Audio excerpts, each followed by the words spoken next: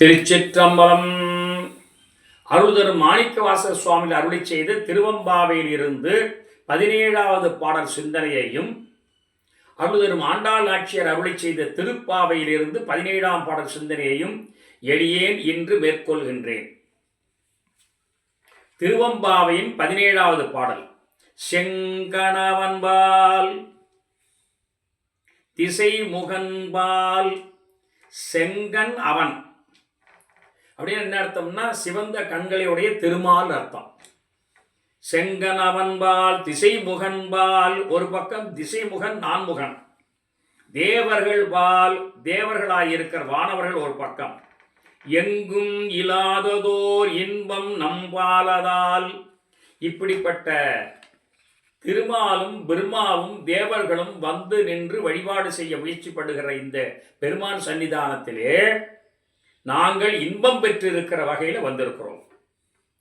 கொங்கு உன் கருங்குடல், வாசனை வீசுகிற மலர்கள் அணிந்திருக்கின்ற கருங்குடல், நம் தம்மை கோதாட்டும் இங்கு நம் இல்லங்கள் தோறும் எழுந்தருளி. அருமையான செய்தி சொல்லுகிறார் சுவாமி. என்ன பண்றாரா, கோயிலுக்கு என்ன நேரா பார்க்க வந்தா மட்டும்தான் அருள் செய்வேன் என்று இறைவன் பிடிவாதம் பிடிப்பதில்லை. ஏனென்றால் சுவாமி என்ன கருதுகிறார்னா, இயலாதவர்கள்,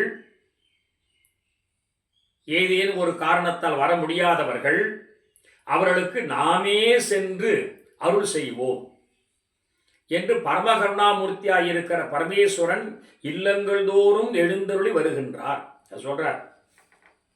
நம் நம்மை கோதாட்டும் இங்கு நம் இல்லங்கள் தோறும் எழுந்தருளி செங்க, அவர் செங்கன் அந்த பெருமான் அருள் செய்கின்றார் இறைவன்.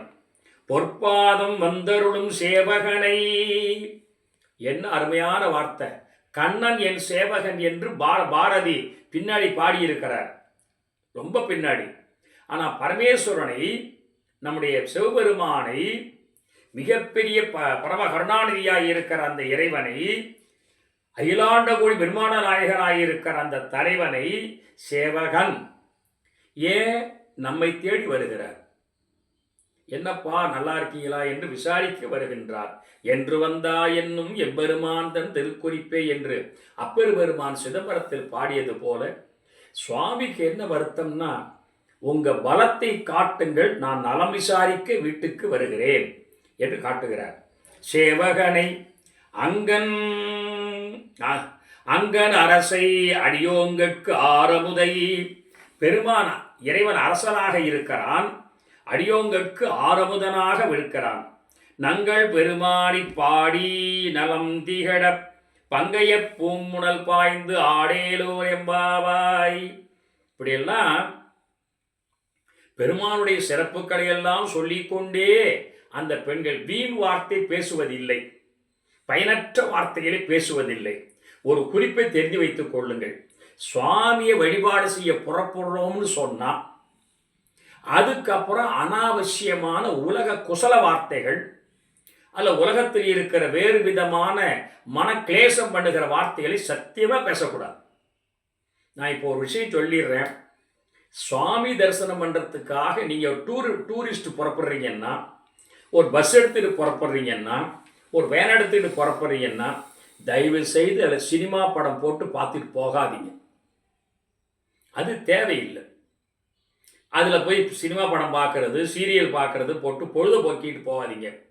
ஏறி உக்காந்த பஸ்ஸில் அப்போ ஆரம்பித்த சிவாய நம முழக்கம், நமசிவாய முழக்கம், ஆன்மீக விஷயம் சம்பந்தப்பட்ட விஷயங்களை, பரமேஸ்வரா, பரம கருணாமூர்த்தியே, இறைவனே, உன்னை பார்க்க தான் வந்துவிடுறோம். நான் என்ன சொல்கிறேன், ஒரு 10 நாள் இதெல்லாம் ஒதுக்கி வச்சுட்டு போயிட்டு வாங்க. அதுக்கு பேர் தான் புனித சுற்றுலா. இது பொழுதுபோக்கு சுற்றுலா அல்ல. அந்த கருத்தில் இந்த பெண்கள் வாழ்ந்து காட்டுறாங்க பாருங்க. போகும்பொழுதெல்லாம் சொல்லிகிட்டே போறாங்க இறைவனை சொல்லி, அவ்வண்ணமாக பூமுனல் பாய்ந்து ஆடேலோர் எம்பாவா என்று திருவம்பாவை கூறுகிறது. அடுத்து திருப்பாவையிலே ஆண்டாள் நாச்சியார் 17வது பாடல். அம்பரமே தண்ணீரே சோரே அறம் செய்யும் எம்பெருமான் நந்தகோபாலா. இவங்க இந்த கன்னி பெண்கள் போய் கோயில் வாசல் நின்று கோயில் கதவை திறக்க சொல்லி பாடினார்கள். திறந்தாச்சு. பெருமான திருப்பள்ளி எழுச்சி பாடுறாங்க. நந்தகோபாலா, கண்ணபெருமானே, நீ யார் எங்களுக்கு? அம்பரமே, அம்பரம்னா ஆடைன்னு அர்த்தம். அம்பரம்கள் சொல்லுக்கு ஆடைன்னு அர்த்தம். திகம்பரம் என்று சொன்னால் திக்கு ஆடை என்பதால் நிர்வாணம்னு அர்த்தம். திகம்பர சாமியார் சொல்லுவோம் அல்லவா, அது என்ன அர்த்தம்னா திக் அம்பரம் திகம்பரம். திக்குன்னா திசை, திசையே ஆடையாக கட்டி இருக்கின்ற நிர்வாண சாமியார்கள் அர்த்தம். அப்ப அம்பரம்னா ஆடை. அம்பரமே ஆடையே, தண்ணீரே குடிக்கும் நீரே, சோரே உண்கிற உணவே, இவ்வளவுமாக இருக்கிற எங்கள் தலைவன் நந்தகோபாலன். அப்ப கண்ணபெருமான் உண்ணும் சோறாக குடிக்கும் நீராக அணிந்து கொள்ளும் ஆடையாக விளங்குகின்றான் என்று சொல்லுகிறார். அறம் செய்யும் நம்பெருமான் நந்தகோபாலன் எழுந்திராய், அதான் திருப்பள்ளி எழுச்சி. இந்த கொம்பனங்கள், அதாவது நம்முடைய தேவர்களுக்கெல்லாம் கொழுந்தாக விளங்குகிற பெருமானி, குலவிளக்கே, எம்பெருமாட்டி யசோதாய். உடனே சொன்னாங்க, நந்தகோபாலன் எழலைன்னா அம்மா தாய் யசோத நீ எழுப்புமா என்று அவங்க வீட்டில் போய் எழுப்புற மாதிரி சொல்றாங்க.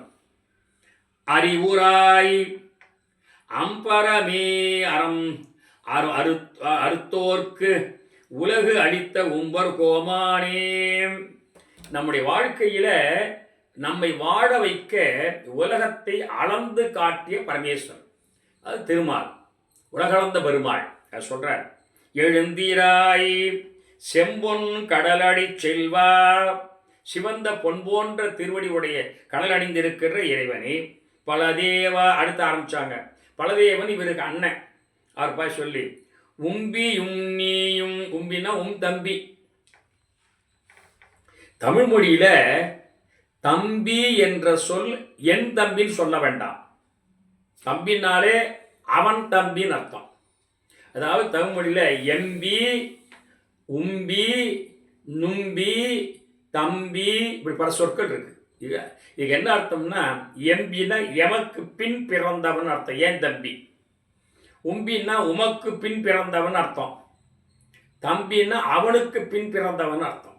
இப்படி 3 சொற்கள் சொல்லாட்சி. இதெல்லாம் ராமாயணத்தில் நிறைய வருகிறது, அது சொல்ல நேரம் இல்லை.